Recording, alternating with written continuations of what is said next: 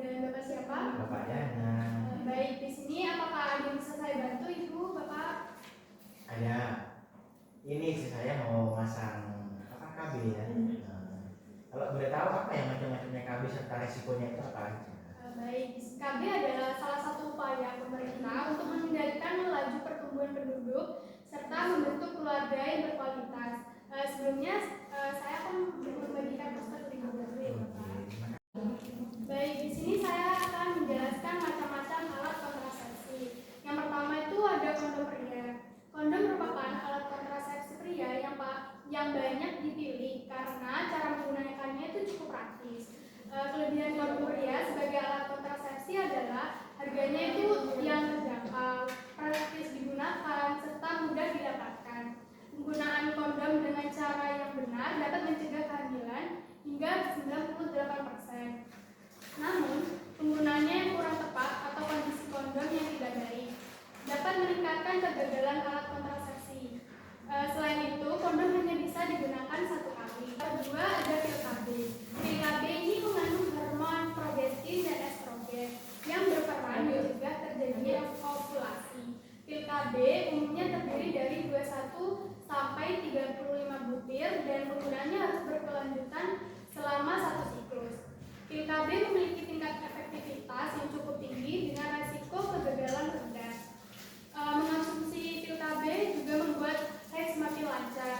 Namun, penggunaan pil KB ini dapat menimbulkan beberapa efek samping seperti pembekuan darah, jerawat, nyeri payudara, hingga pada beberapa kasus tekanan darah itu tinggi.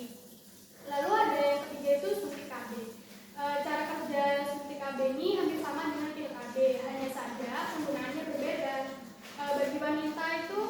Bagi wanita yang tidak suka minum obat setiap hari, maka suntik KB ini bisa menjadi alternatifnya, yaitu suntik KB terbagi menjadi dua, yaitu ada yang 1 bulan dan 3 bulan. Kelebihan suntik KB ini sebagai alat kontrasepsi, penggunanya lebih praktis dengan resiko kegagalan di bawah 1% jika digunakannya dengan tepat. Di sisi lain, suntik KB dapat menyebabkan siklus menstruasi tidak teratur dan efek samping seperti keluarnya bercak darah. Lalu yang keempat ada IUD atau dikenal juga dengan KB spiral. Alat kontrasepsi wanita yang bisa bekerja selama 5-10 tahun. Alat ini berbentuk T, memiliki 2 jenis, yaitu IUD hormonal berisi hormon progestin dan IUD non hormonal terbuat dari tembaga. IUD memiliki kelebihan bisa bertahan lama di dalam rahim, namun posisinya bisa bergeser dan menyebabkan rasa tidak nyaman pada rahim atau saat berhubungan intim. IUD juga berpotensi menimbulkan kram dan meningkatkan volume darah saat menstruasi. Yang kelima ada kondom wanita.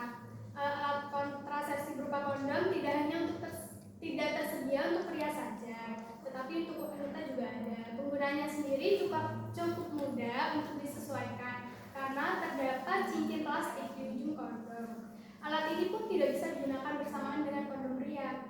Kelebihannya itu menggunakan kondom wanita sebagai alat kontrasepsi adalah menjaga suhu tubuh lebih baik daripada kondom pria.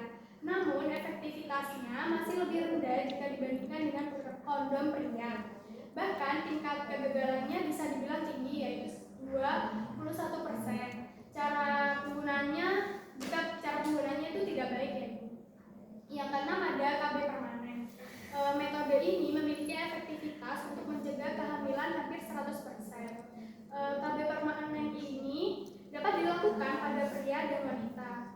Pada pria, KB permanen dilakukan dengan vasektomi atau memutuskan penyaluran sperma ke air mani. Lalu untuk wanita menggunakan metode tubektomi atau pengikatan tuba falopi, yaitu sistem reproduksi wanita yang berperan penting dalam proses pembuahan.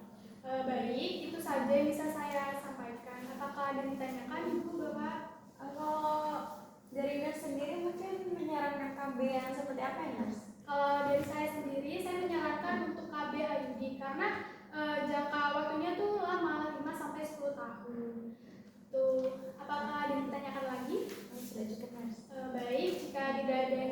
kebanyakan itu saja yang bisa saya sampaikan. Semoga bermanfaat Ibu, Bapak. Terima kasih.